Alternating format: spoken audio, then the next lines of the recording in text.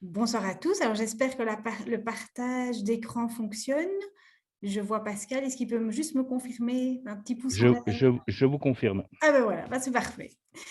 Donc je suis Dr Vanteuil, je travaille à la fois au Grand Hôpital de Charleroi et aux cliniques universitaires Saint-Luc, où je m'occupe plus particulièrement à Saint-Luc de la sclérodermie et des patients qui souffrent de sclérodermie, dans toute une équipe, à la fois avec le professeur Rossio, le docteur Tamirou, notre infirmière Séverine.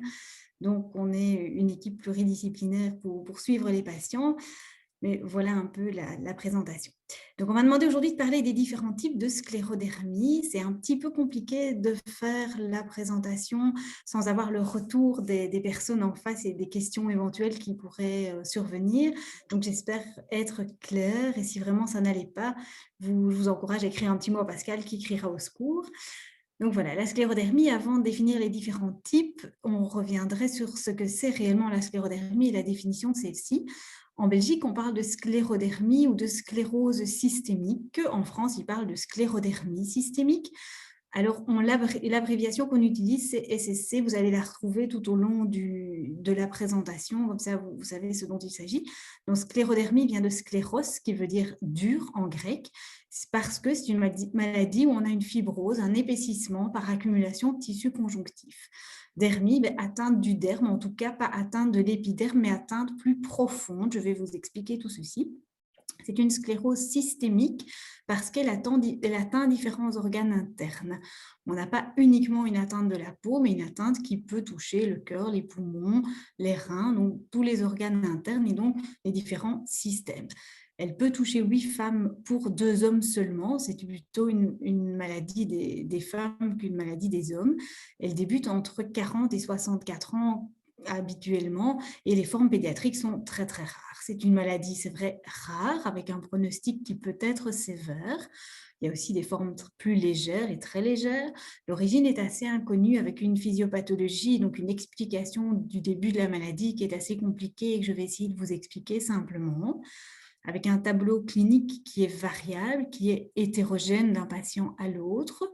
La maladie est responsable de répercussions dans la vie sociale, la vie économique, la vie familiale du patient, on en est bien conscient. Les traitements sont un peu complexes, essentiellement parce qu'ils sont plutôt taillés sur mesure pour chaque patient en fonction des complications qu'il peut développer. Enfin, ça nécessite des soins multidisciplinaires, que ce soit de la kiné, une infirmière, les médecins. Le médecin seul n'est en général pas suffisant. C'est une maladie rare. Elle touche en moyenne 160 patients par million d'habitants, ce qui n'est pas beaucoup. En Belgique, ça fait à peu près 1700 cas. Et on considère qu'on diagnostique 10 à 20 nouveaux cas par million d'habitants et par an. Quand je dis que la physiopathologie, donc l'explication de la maladie est assez complexe, elle s'articule autour de 3 axes. C'est une maladie qu'il faut comprendre à partir de 3 choses importantes. C'est une maladie vasculaire, une maladie qui touche les vaisseaux. Elle touche les artérioles, ce sont les petites artères, les petits capillaires. Et vous avez ici à gauche, j'espère que quand je bouge ma souris, vous le voyez, vous avez ici à gauche un vaisseau qui est normal. C'est un vaisseau, c'est comme un tuyau qui a une paroi d'une épaisseur faible. L'intérieur est recouvert de cellules endothéliales, ce sont les cellules qui recouvrent l'intérieur du vaisseau. À l'intérieur du vaisseau passe évidemment le sang et dans le sang, vous avez quelques cellules inflammatoires, les globules blancs qui passent normalement. Dans la sclérodermie, on a une apoptose, c'est-à-dire une mort de ces cellules endothéliales à certains endroits, ce qui ouvre une brèche dans la paroi du vaisseau, brèche dans laquelle passent différentes cellules inflammatoires qui sont en nombre trop important, elles ne devraient pas être aussi importantes.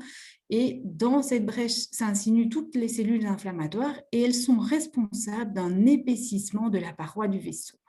Mais le vaisseau ne s'épaissit pas vers l'extérieur, le vaisseau s'épaissit, la paroi s'épaissit vers l'intérieur, ce qui explique qu'il y a moins de place pour le sang passer et ça explique les phénomènes d'ischémie qui se trouvent en aval. Il y a moins de sang, donc les tissus, les organes, les doigts sont moins vascularisés. Donc c'est vraiment quelque chose qu'il faut garder à l'esprit. C'est d'une part une maladie des vaisseaux, une maladie des artères, une maladie vasculaire. C'est ensuite une maladie auto-immune. où on a une activation qui n'est pas appropriée, qui n'est pas normale du système immunitaire. Cette activation inappropriée aboutit à l'infiltration de cellules inflammatoires, comme par exemple dans la paroi des vaisseaux, mais également à la production d'auto-anticorps, donc des anticorps qui ne devraient pas exister et qui sont produits des anticorps contre soi-même. Enfin, le troisième volet de cette maladie, c'est que c'est une maladie fibrosante. On a une augmentation de la synthèse du collagène par des fibroblastes activés. Les fibroblastes sont des cellules qui sont tout à fait normales, mais qui, dans la sclérodermie, sont trop activées. Alors, je vais vous illustrer un peu tout ça.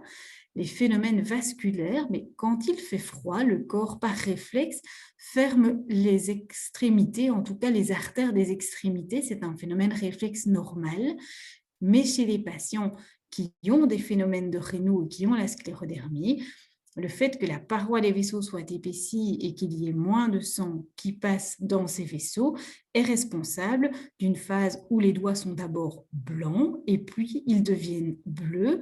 Enfin, au moment de la récupération, souvent les doigts sont plus rouges. Ce sont la triade classique blanc, puis bleu, puis rouge qui nous fait dire que ce sont des phénomènes de Raynaud.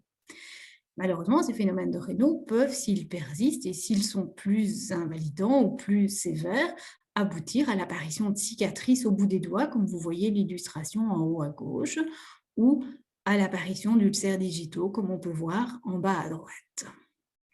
Alors, j'ai mis une petite dia juste pour préciser que les engelures, qui sont plutôt des brûlures par le froid, ne sont pas des phénomènes de Raynaud, ne sont pas liés à des atteintes vasculaires au niveau des doigts. C'est vraiment un phénomène de brûlure par le froid qui vient par l'extérieur. Et ce ne sont pas des phénomènes de Raynaud et ce ne sont pas des choses que l'on voit dans la sclérodermie. Je vous ai dit, c'est une maladie auto-immune. Alors, les noms qui sont là sont un peu barbares, mais si vous devez en retenir 3, les auto-anticorps qu'on va classiquement retrouver et que l'on va classiquement garder en mémoire et tester et qui vont rester une référence pour classer nos patients sont les anti-SCL70, qui sont des anti-topoisomérases, peu importe, les anti-RNA polymérase 3 et les anti-centromères. Les autres peuvent être présents dans la sclérodermie aussi, mais sont moins fréquents. Quand on dit que c'est une maladie auto-immune avec des anticorps contre soi-même, en réalité, quand on fait une recherche au laboratoire, on va demander le facteur antinucléaire en premier. Qu'est-ce que c'est le facteur antinucléaire?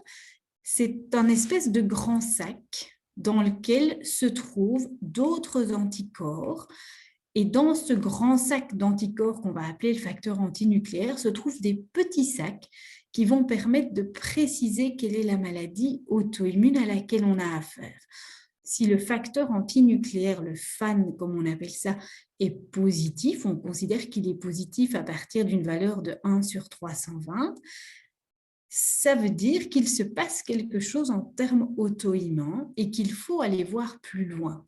L'élévation du facteur antinucléaire n'est pas un signe d'activité de la maladie. On ne peut pas dire que plus il est haut, plus la maladie est active. Le fait qu'il soit positif est suffisant pour dire qu'il se passe quelque chose.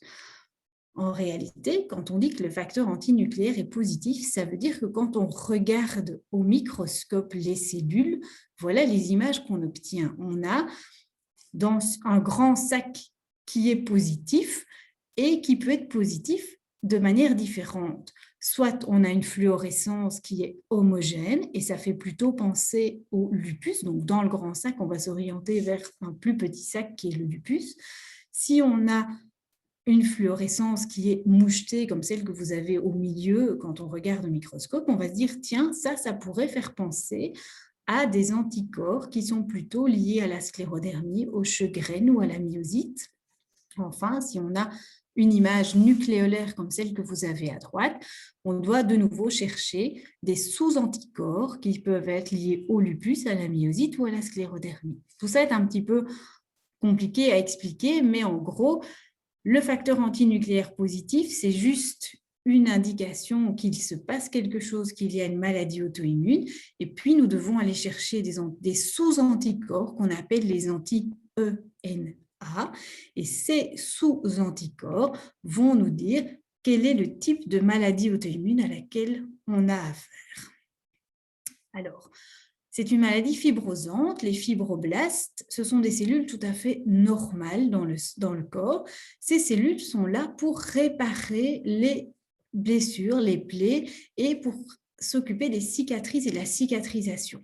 Les fibroblastes se transforment en myofibroblastes, c'est-à-dire des cellules qui ont en plus une propriété de contraction, et ça permet de réaliser la cicatrisation des tissus. Eh bien, en réalité, dans la sclérodermie, ces myofibroblastes qui produisent du collagène sont trop nombreux d'une part, et d'autre part, leur apparition et leur transformation est auto-entretenue.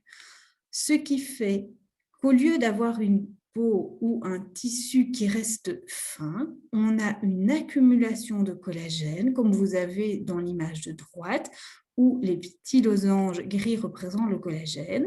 Ces fibroblastes qui devraient normalement s'arrêter à un certain moment de produire du collagène et de la matrice extracellulaire, comme on appelle ça, ont en réalité une boucle autonome qui fait qu'ils produisent sans s'arrêter et donnent un épaississement de la peau.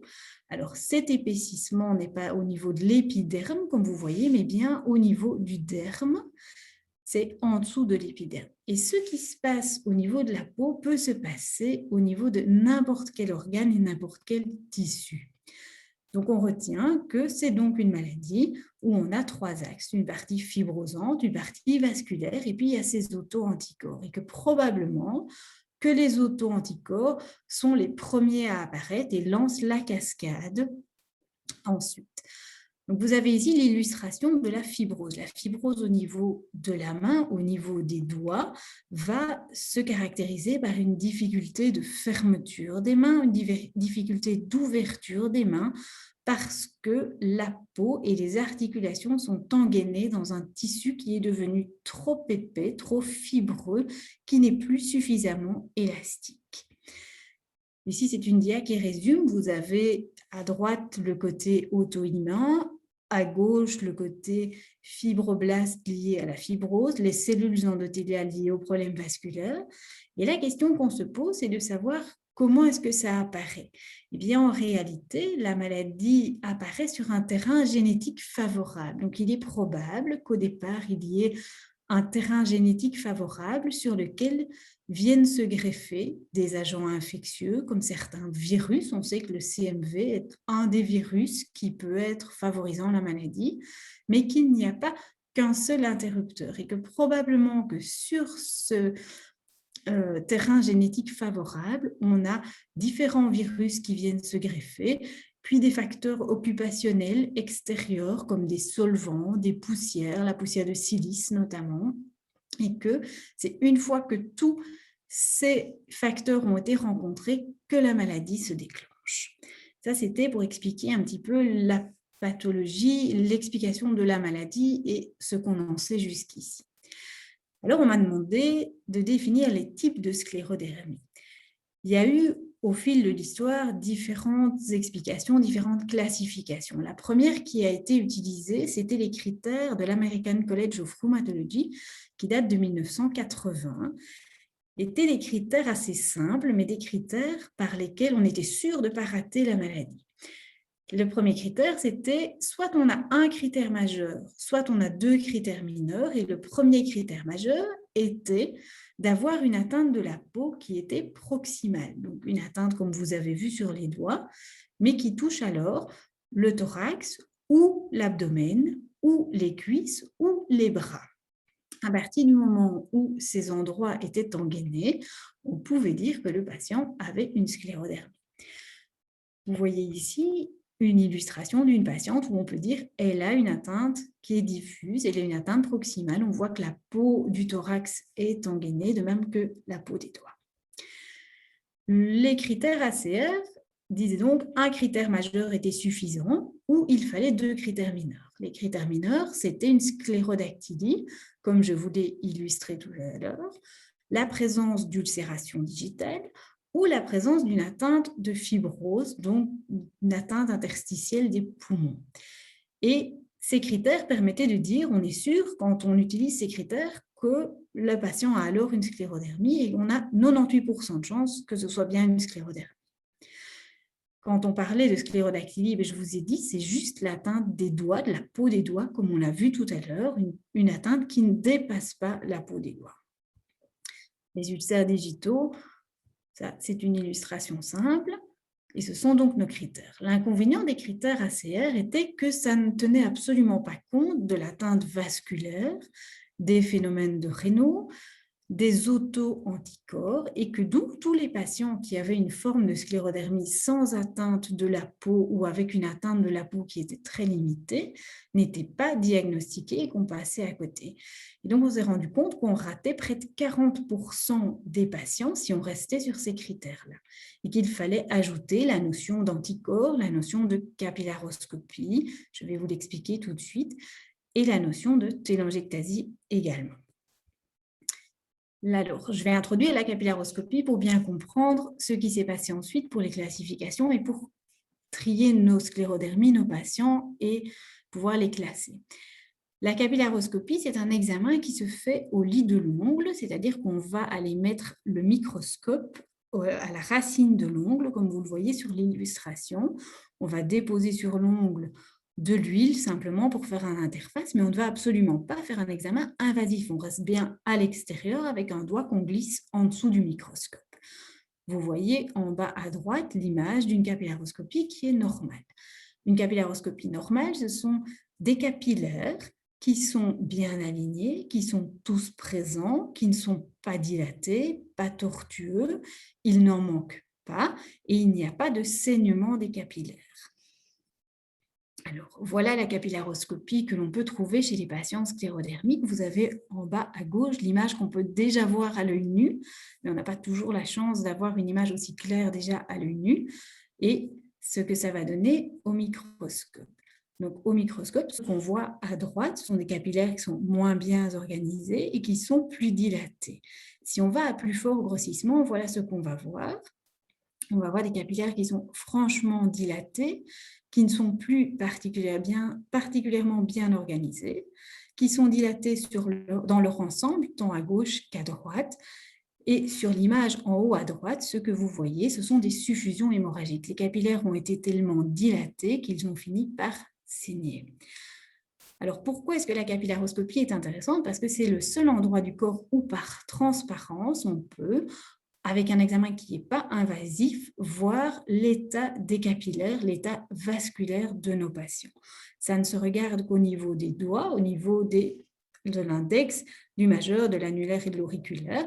On ne regarde pas au niveau des pieds parce que les images qu'on a au niveau des pieds sont de moins bonne qualité. On ne parvient pas à mettre les orteils suffisamment à plat. Donc, c'est toujours un examen qu'on fait au niveau des mains.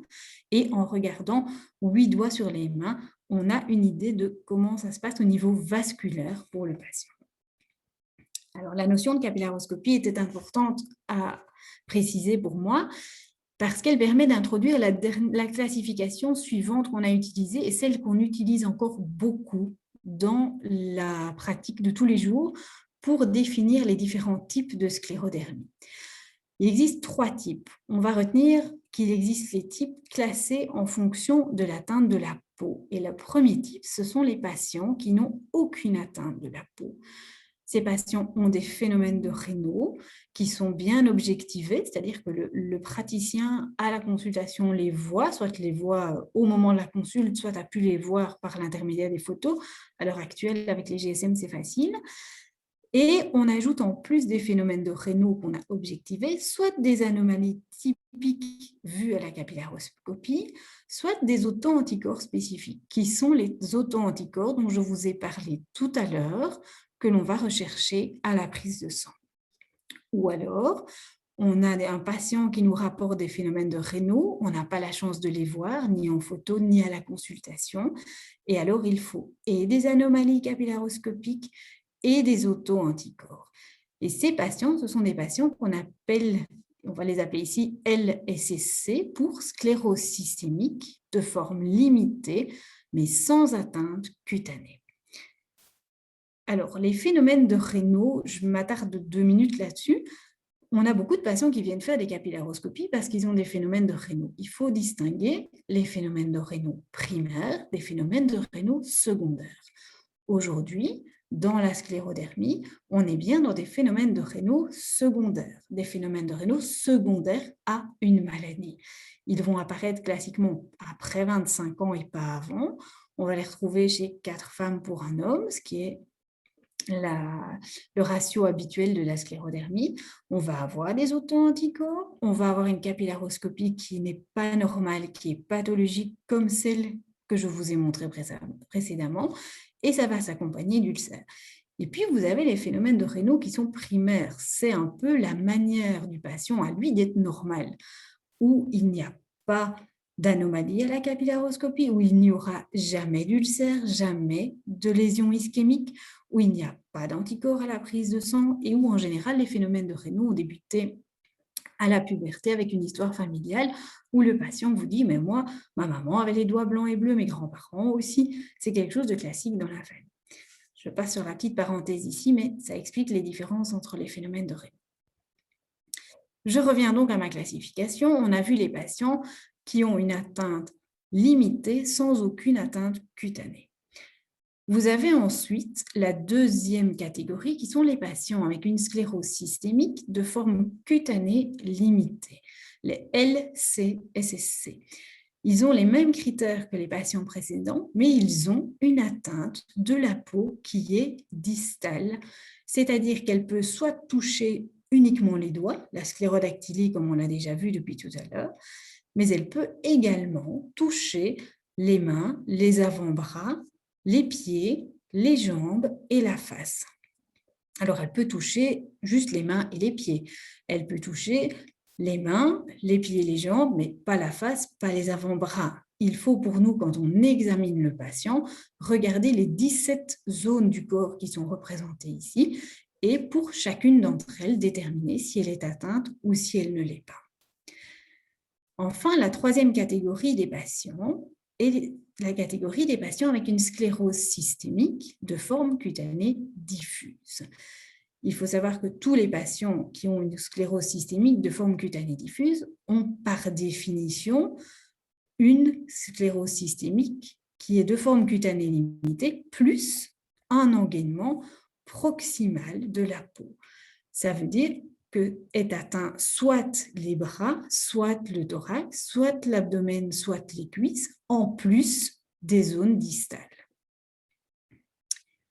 On se retrouve donc dans cette classification de Leroy avec 3 catégories de patients. Ceux qui n'ont pas d'atteinte de la peau, mais qui ont des anomalies capillaroscopiques, des auto-anticorps, des phénomènes de Raynaud. Ceux qui ont une atteinte de la peau qui est limitée et ceux qui ont une atteinte de la peau qui est diffuse. Et je vous disais, à la consultation, on prend la peine sur les 17 zones du corps qui sont représentées ici de faire un score que l'on évalue de 0 à 3 pour évaluer l'épaisseur et la capacité de la peau à être mobilisée et à bouger. Et ça nous donne un score qu'on appelle le score de Rodnan, qui est un score sur 51, qui nous permet, avec les traitements, de voir l'évolution de l'atteinte cutanée. Pourquoi est-ce que cette classification est importante? C'est parce qu'elle nous permet d'introduire la notion de sévérité de maladie. La classification de Leroy tient compte, je vous l'ai dit, des phénomènes de Raynaud, de la capillaroscopie, des auto-anticorps et de l'atteinte cutanée. Alors, il y a une dernière classification et des derniers critères qui ont été mis à jour récemment, qui sont les critères de l'EULAR et de l'ACR en 2013. Ils sont plutôt utilisés dans les études. Ce sont des critères qui ont été établis et qui disent que s'ils sont présents, vous avez un score pour chaque critère. Et si on arrive à un score de 9, on peut considérer que le patient a une sclérodermie. Vous voyez dedans qu'on retrouve les fameux ulcères digitaux, les auto-anticorps, les phénomènes de Raynaud, les anomalies capillaroscopiques. Donc, tout ça se tient, tout ça se rejoint et en tout cas, cette classification et celle de Leroy sont beaucoup plus complètes et permettent de ne rater aucun patient par rapport à la première classification qui était celle de l'ACR en 1980. Et donc, si on doit résumer, on va dire que diagnostiquer la sclérodermie, ça nécessite en tout cas une anamnèse, un interrogatoire du patient qui est complet. Ça nécessite de faire une capillaroscopie, ça nécessite de faire certainement une prise de sang et un bon examen clinique. Et que c'est un faisceau d'arguments qui vont permettre de dire il y a une maladie ou il n'y a pas de maladie. Ça, c'est la première chose. Et la deuxième chose, l'examen et les examens vont permettre de dire quel est le type de maladie dont on souffre. Est-ce qu'elle est sans atteinte de la peau, avec une atteinte de la peau limitée ou diffuse? Vous avez en haut à droite l'illustration de ce que sont les télangiectasies, ces petites taches rouges classiques, typiques que l'on retrouve au niveau des mains.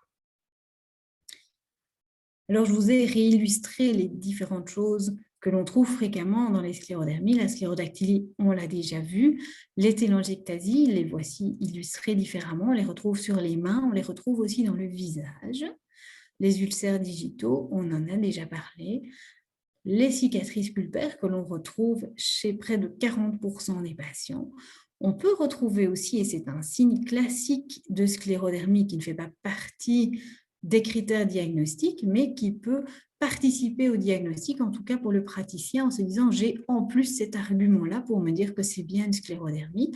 Ce sont les calcifications sous-cutanées. Vous avez l'illustration à gauche de l'écran de ce que ça donne quand on voit le patient. Et si on fait une radio, en réalité, ça correspond à tous des petits amas calciques qui sont déposés en dessous de la peau, entre la peau et l'os.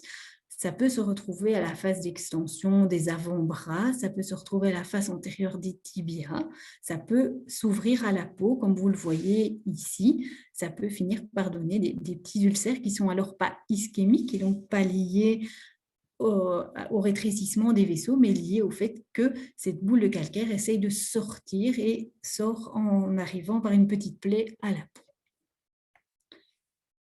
Alors, maintenant que je vous ai expliqué les différentes catégories, il faut savoir que la sclérodermie, on l'appelle sclérose systémique. Pourquoi systémique? Parce qu'elle peut toucher différents organes et que regarder la peau uniquement n'est pas suffisant, mais est bien nécessaire. En fait, on doit tenir compte à la fois de l'atteinte de la peau, mais on doit tenir compte également des anticorps. Et on met tout ça ensemble en tant que praticien pour pouvoir se dire quelle est la maladie à laquelle j'ai affaire pour ce patient. Et on sait que les patients qui ont des anticorps comme les anti-SCL70, dont j'ai parlé tout à l'heure, et des anti-RNA polymérase 3, sont des patients qui vont plutôt développer une forme diffuse de la maladie. On sait que les patients qui ont les anticorps anti-centromères et ceux qui sont cités ensuite vont plutôt faire une forme limitée cutanée ou l'absence d'atteinte cutanée chez ces patients. Ça nous permet de dire, quand on voit un patient avec une atteinte cutanée diffuse ou si on voit un patient avec des anticorps anti-SCL70 ou anti-RNA polymérase 3, que l'on sait que ces patients vont être plus enclins, malheureusement, à développer une atteinte articulaire, une atteinte pulmonaire, une atteinte rénale ou une atteinte cardiaque.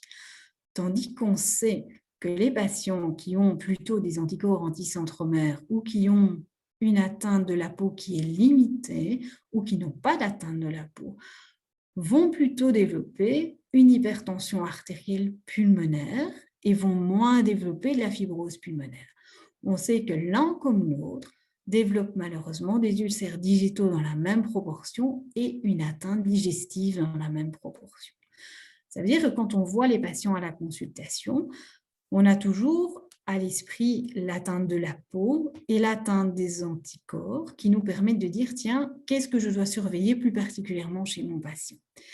Mais en médecine, malheureusement, rien n'est jamais fixé, rien n'est jamais facile. Et donc, il arrive que certains patients aient la complication plus rare de leur maladie, qui est celle qu'on retrouve d'habitude chez l'autre sous-type de patient. Et c'est pourquoi on fait vraiment un suivi des patients réguliers et on fait chez tous nos patients une recherche de l'atteinte du cœur, des poumons, des reins, du tube digestif. On interroge le patient en ce sens, on l'examine en ce sens et on réalise les examens complémentaires pour être complet.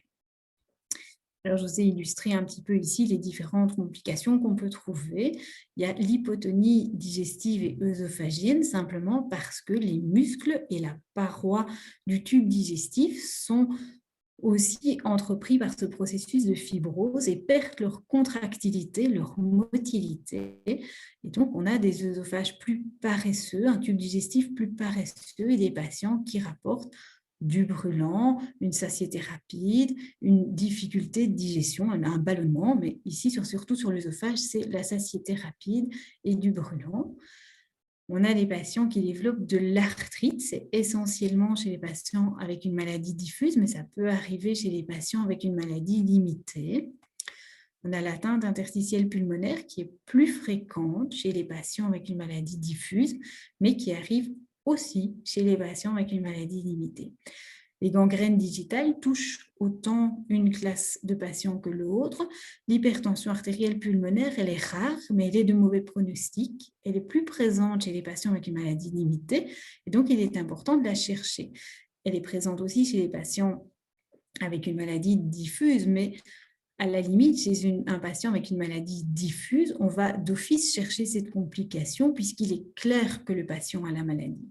Quand on a un patient avec une maladie limitée sans aucune atteinte cutanée, il faut être sûr d'avoir diagnostiqué la sclérodermie pour penser à cette complication et ne pas la rater. Enfin, on peut avoir des patients souffrant de myosite, c'est-à-dire une atteinte musculaire, une inflammation dans les muscles, comme vous le voyez ici, le muscle normal étant noir, le muscle enflammé étant plus blanc à l'IRM. Et ça peut être lié à la maladie où on a une faiblesse musculaire, des difficultés à monter des escaliers. On peut l'objectiver par la réalisation d'électromyographie, de biopsie et d'IRM. Enfin, au même titre qu'on a une hypotonie du tube digestif haut, on peut avoir une hypotonie du tube digestif bas avec des alternances de phénomènes de constipation et de diarrhée. L'atteinte rénale est rare, elle touche moins de 3% des patients et touche essentiellement les patients avec une atteinte cutanée diffuse. Quoi qu'il en soit, quelle que soit l'atteinte cutanée et quels que soient les auto-anticorps que l'on retrouve, il est important de faire le bilan annuel que l'on fait chaque année pour tous nos patients qui comporte un électrocardiogramme, une échographie du cœur, une fonction respiratoire, un test de marche de 6 minutes, un examen d'urine, un examen de sang et une radiographie des poumons au minimum et parfois en plus un scanner des poumons si la fonction respiratoire n'est pas bonne, si on a un doute, s'il y a une plainte chez le patient. Évidemment, à cela, on ajoute une consultation avec un examen clinique pour vérifier la peau et une prise de sang complète, quelques questionnaires aussi parfois pour évaluer les répercussions de la maladie dans la vie quotidienne. Alors, je ne pouvais pas parler de la sclérodermie sans vous parler, 3 dias encore si on m'y autorise, des formes localisées de sclérodermie. Ce sont des formes dans lesquelles on a une atteinte de la peau, mais qui n'a absolument rien à voir avec la sclérose systémique. On a ici une atteinte de la peau qui reste localisée, qui est limitée, qui ne s'accompagne pas de phénomène de Raynaud, qui ne s'accompagne pas de complications viscérales ou complications systémiques, mais qui présente quelque part quand même juste un facteur antinucléaire positif. Comme je vous ai expliqué tout à l'heure, le facteur antinucléaire positif, c'est le grand sac que l'on retrouve au départ et puis il faut aller chercher dedans les anti-ENA, c'est-à-dire les petits sacs pour voir à quelle maladie ça correspond. Et bien, quand on essaye de trouver les anticorps des petits sacs, on ne les retrouve pas. Et donc, on a vraiment juste un facteur antinucléaire positif qui est fréquent, mais qui est banalisable parce qu'il n'est pas lié à une maladie systémique. Et je vous les ai illustrés ici, il y a notamment les morphées. Ce sont vraiment des formes localisées de cette sclérodermie avec des plaques qui peuvent être localisées sur les cuisses, sur les bras, dans le dos, plus rarement au niveau du thorax ou de l'abdomen. Elles peuvent être confluentes, elles évoluent de manière variable. Souvent, elles régressent spontanément, mais elles peuvent aussi progresser. Elles évoluent un peu pour leur propre compte et le traitement est souvent pris en charge par les dermatologues. Alors, ce sont des plaques luisantes, indurées, comme on aurait la peau d'une sclérodermie, mais c'est vraiment localisé. L'autre sclérodermie localisée, c'est la sclérodermie en coup de sabre, qui touche typiquement la zone frontale, qui arrive une bande que l'on retrouve au milieu du front, qui peut remonter au niveau du cuir chevelu, qui se présente sous forme d'une dépression de la peau avec une peau qui est épaissie. Et ce sont des patients chez qui on n'a pas de phénomène de Raynaud, pas d'atteinte systémique et c'est vraiment uniquement cutané. Alors, la dernière, c'est la sclérodermie linéaire. Cette sclérodermie linéaire va toucher l'ensemble d'un trajet nerveux. Ça va parfois toucher la jambe, parfois toucher le bras, et donc ça peut commencer au niveau du bras, descendre au niveau de l'avant-bras, toucher la face dorsale de la main et un seul doigt. Ça va vraiment être une ligne. Ça peut conduire à l'atrophie musculaire en dessous de la peau dans la zone concernée, mais ça ne touche pas l'ensemble des mains, l'ensemble du corps. C'est vraiment quelque chose de localisé. Et ça n'a rien à voir avec les scléroses systémiques dont on parlait aujourd'hui. Ce sont une induration qui est limitée à des bandes fibreuses qui sont situées soit sur les membres supérieurs ou inférieurs ou pour la sclérodermie en coup de sabre, localisée au niveau de la face.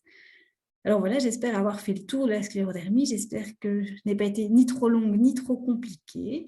Je vous remercie pour votre attention et on va pouvoir ouvrir les questions et les discussions.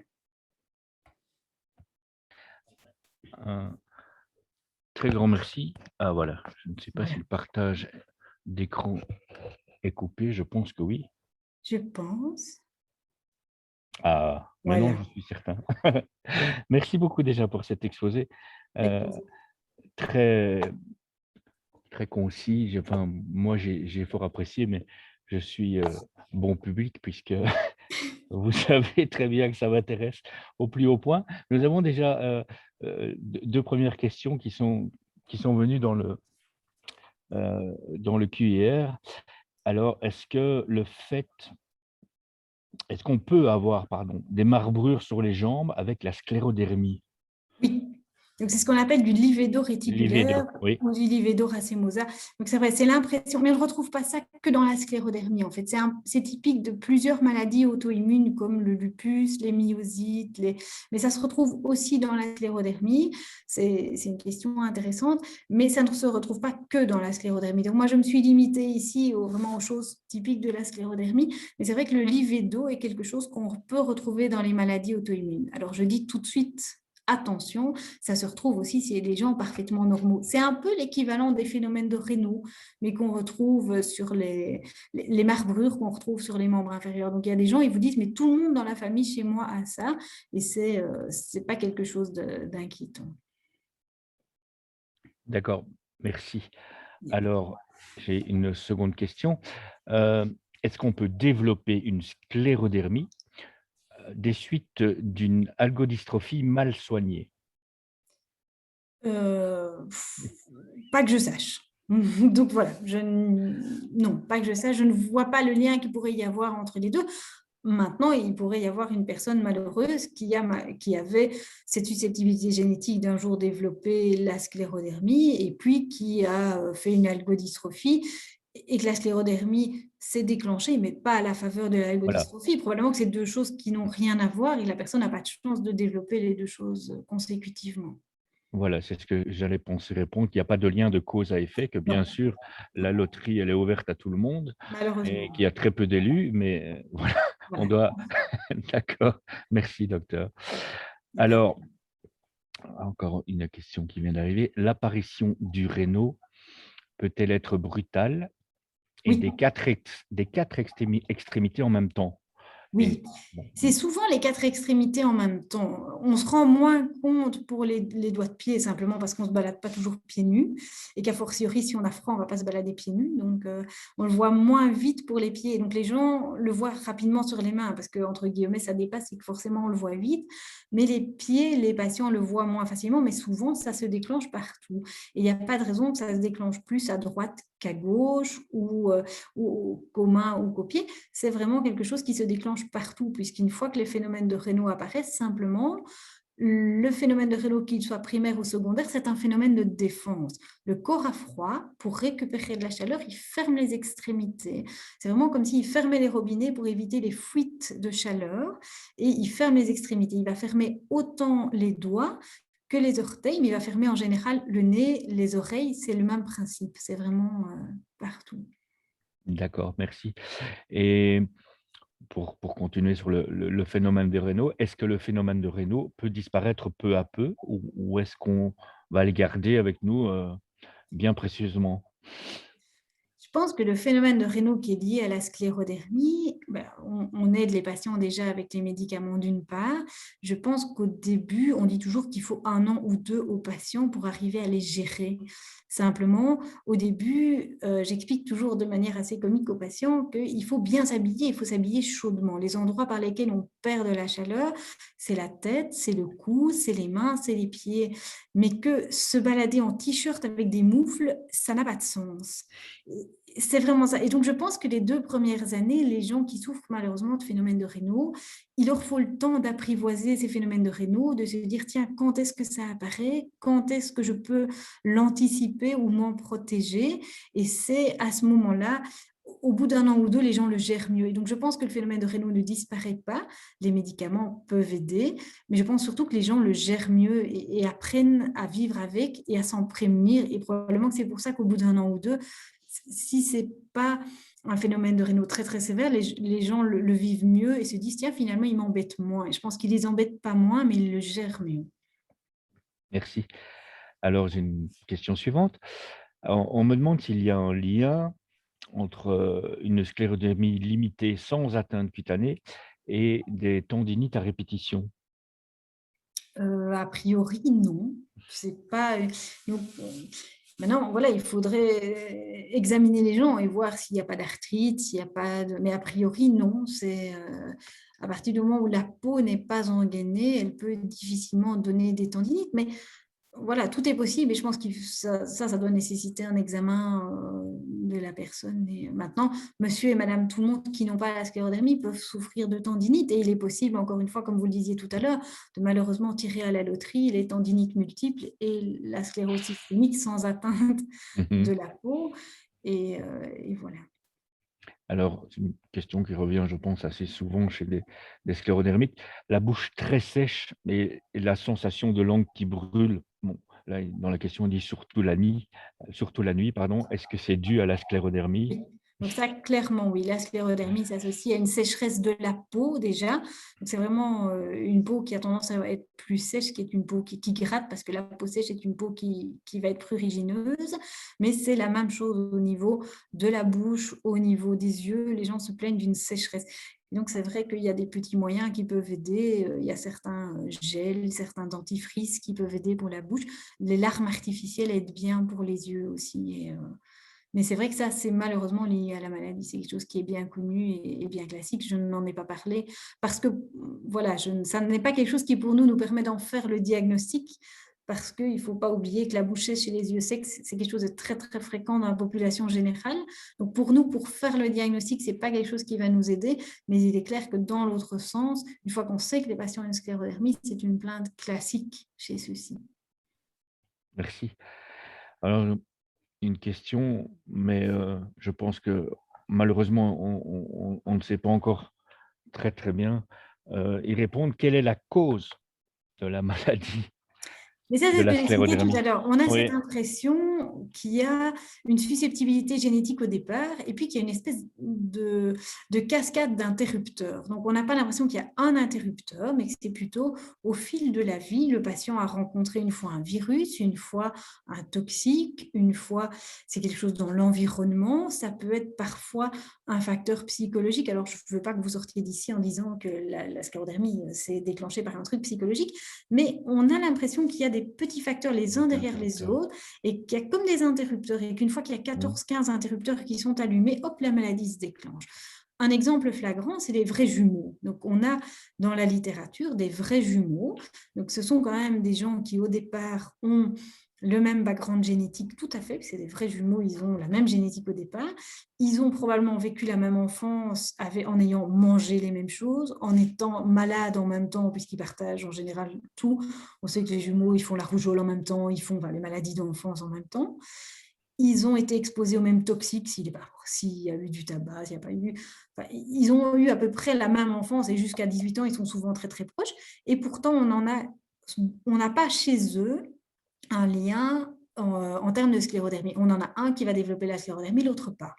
Et donc, on sait que le génétique est là au départ, mais que ça suffit vraiment pas et que même l'exposition des premières années n'est pas suffisante. Il y a d'autres choses qui jouent. Alors, pourquoi est-ce que c'est plus fréquent chez la femme? On pense qu'il y a probablement quelque chose en lien avec la, le chamboulement immunitaire qui se passe au moment de la grossesse. Et donc ça, c'est probablement une des réponses, mais c'est pour ça dans toutes les maladies auto-immunes, c'est comme ça dans toutes les maladies auto-immunes, elles sont plus fréquentes chez les femmes, et probablement parce qu'au moment de la grossesse, il y a tout un chamboulement immunitaire pour permettre de tolérer, entre guillemets, un corps qui est à moitié à soi et à moitié pas à soi. Et donc, probablement que ça joue aussi, mais ce n'est pas suffisant. Donc, encore une fois, ce n'est pas la grossesse qui est responsable d'eux, pas de panique. C'est vraiment tous des petits interrupteurs, les uns derrière les autres, qui finissent par déclencher la maladie. Je ne sais pas si ça répond à la question. Oui, oui, tout à fait. Et vous parlez justement enfin, de la grossesse, mais je ne vais pas focaliser sur la grossesse pour ne pas induire euh, le panel en erreur. En Mais erreur. on me demande comment expliquer les cas de sclérodermie pour les personnes jeunes. Alors, voilà, je ne sais pas si vous pouvez répondre, s'il y a une réponse déjà. Je pense qu'il n'y a pas de réponse. C'est le même principe. Il y a cette susceptibilité génétique et puis Mhm. pourquoi est-ce que chez eux, ils ont rencontré plus vite les différents interrupteurs et quels sont ces réels interrupteurs? On ne les connaît pas encore tous. On en connaît certains, peu, pas tous.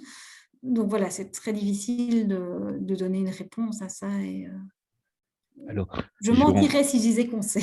non, mais bien sûr, et je comprends, on doit apprendre, et je pense qu'on a appris, nous les malades, à savoir, à connaître la complexité et à vivre avec.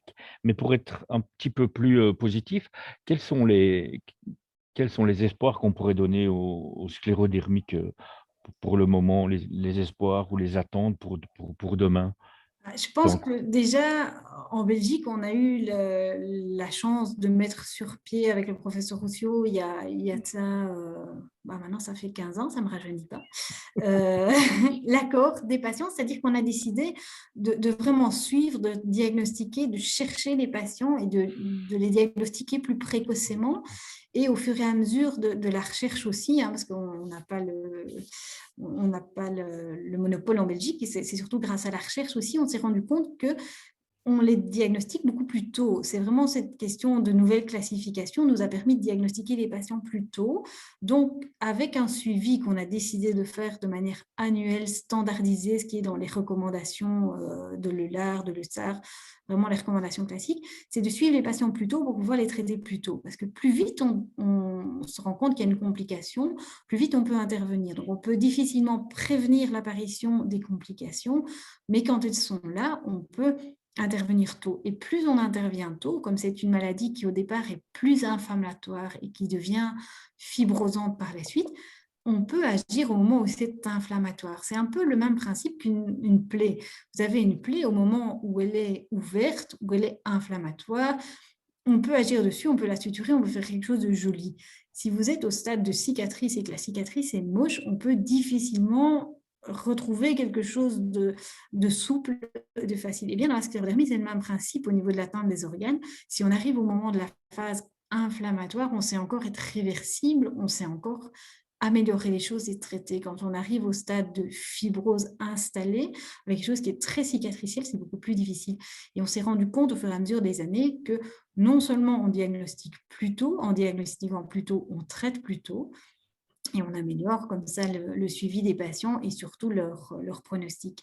Et on a aussi des nouveaux médicaments qui tout doucement se développent. C'est difficile dans la sclérodermie, c'est une maladie rare et donc quand il faut faire des études sur les médicaments, il est difficile de trouver des nombres suffisants de sujets pour faire les études.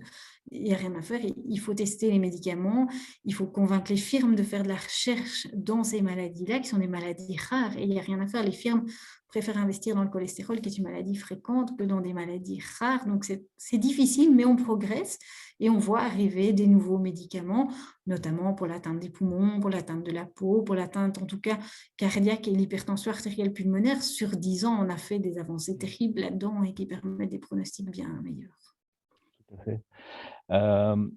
Et alors, je vais peut-être découler de là une question qui revient souvent.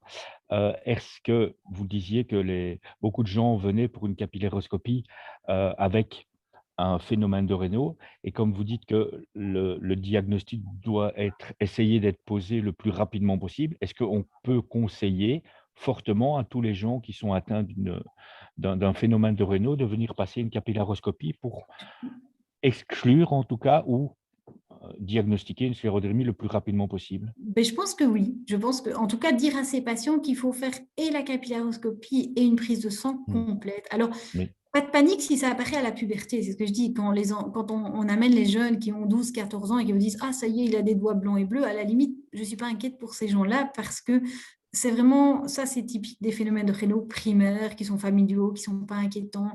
C'est vrai que ce qui est plus inquiétant, c'est les phénomènes de Raynaud qui apparaissent tardivement, c'est-à-dire à 35, 40 ans, alors qu'on n'avait jamais rien eu avant.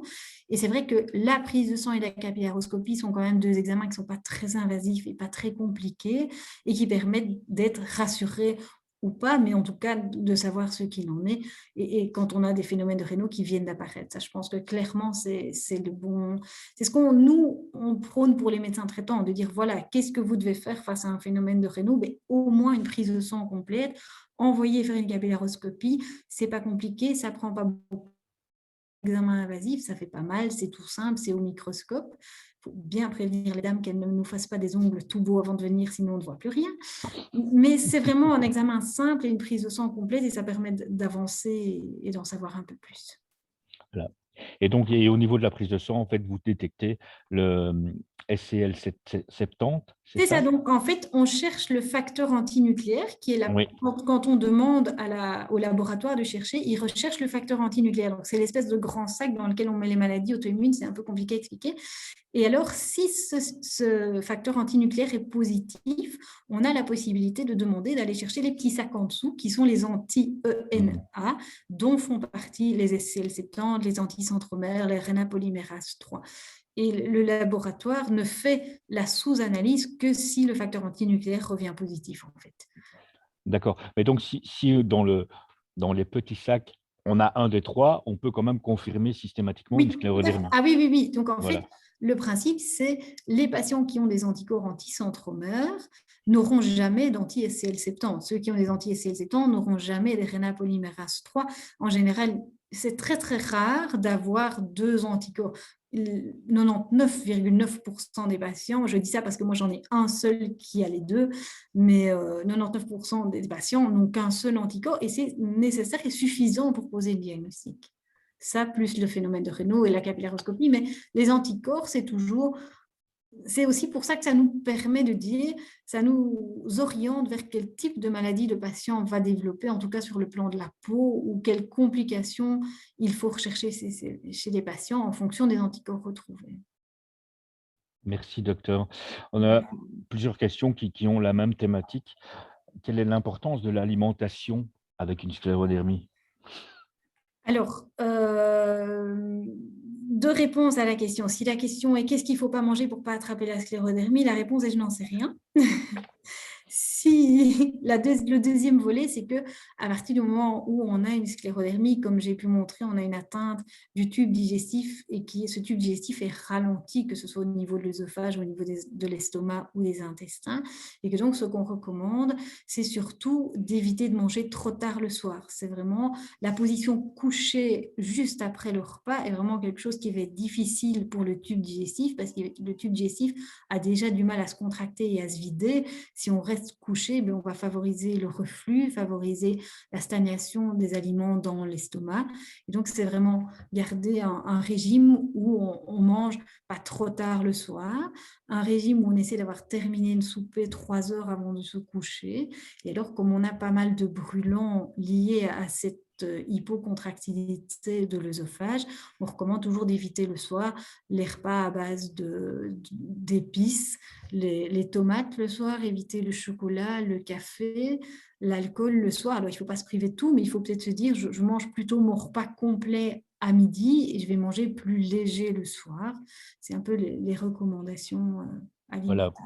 Oui, c'est ce que j'allais dire. On peut rebondir sur la conférence de samedi sur la diététique, mais j'aime bien le petit passage par rapport à l'œsophage qui est quand même plus spécifique à Tout la à fait. sclérodermie et l'importance de se dire juste après manger: «Je vais pas aller faire une sieste parce que ça va m'aider à digérer». C'est pas du tout le cas. Non, tout à Voilà, fait. voilà et on me demande aussi votre avis sur la greffe des cellules souches.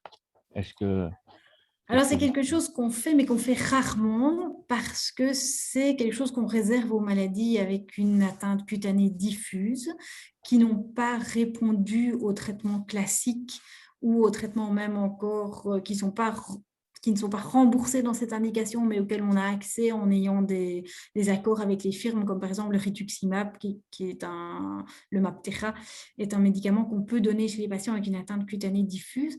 Alors, la greffe de cellules souches est vraiment réservée aux patients chez qui tous les traitements classiques médicamenteux n'ont pas fonctionné. Ils l'ont utilisé assez bien en France. En Belgique, on est assez réticent parce que c'est un traitement qu'on connaît peu dans la sclérodermie et qui est quand même grevé de pas mal de complications. Et donc, on va vraiment recourir à ça en dernier lieu chez un patient qui n'a répondu à rien d'autre et chez qui on se dit il faut lui donner une chance et recourir à ça en dernière chance. Mais c'est vraiment pas le premier traitement et on réserve ça aux maladies cutanées diffuses et pas du tout aux autres. d'accord, merci. En même temps que je vous écoute, je passe le chat, donc Oui, c'est pas demandez. toujours c'est pas toujours facile. Pendant que Heu, vous passez le chat en revue, je vais me permettre 2 secondes, je vais fermer la tenture parce que j'ai le soleil en pleine figure. je vous en prie.